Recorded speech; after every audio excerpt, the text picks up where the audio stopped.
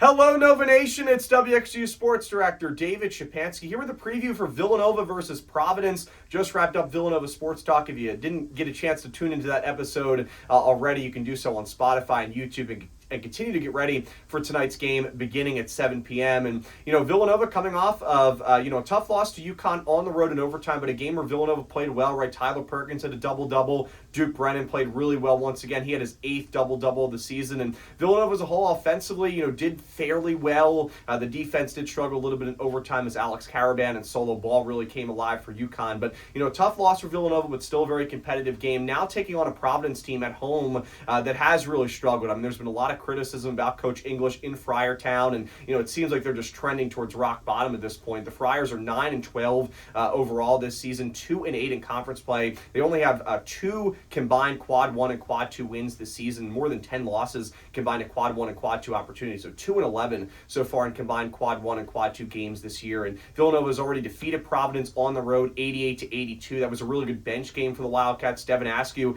had 20 points. The starters played fairly well for Villanova as well. So, the Wildcats really played well offensively. And that's the thing, this Providence team really struggles defensively. They allow about 86 to 87 points per game. They do, they have one of the best offenses in the Big East. They average about 88 to 89 points scored per game. We'll see if Jason Edwards is back. He's one of the leading scorers in the Big East, averaging about 17 points per game. He did not play in that first matchup against Villanova in Rhode Island, and he's been out for the last couple of weeks. He's missed 5 straight games dealing with a foot injury, but it seems like that he may be back on Friday against Villanova. And then also Jalen Sellers has played very well. Jameer Jones has also played very competitive for this Providence team, averaging more than 10 points per game. So they have some scorers. They shoot about 35% from behind the arc. But again, defensively, they really struggle. They don't force a whole lot of turnovers. They have one of the worst three-point defenses in all of college basketball, allowing their opponents to shoot about 37 to 38% from behind the arc. And again, they give up about 87 points per game. So they score about 90, but they give up 87. So their defense really struggles. They've been in a lot of high-scoring games, and they're coming off of 2 of their worst losses of the season. They lost to Georgetown against Coach Cooler, where they had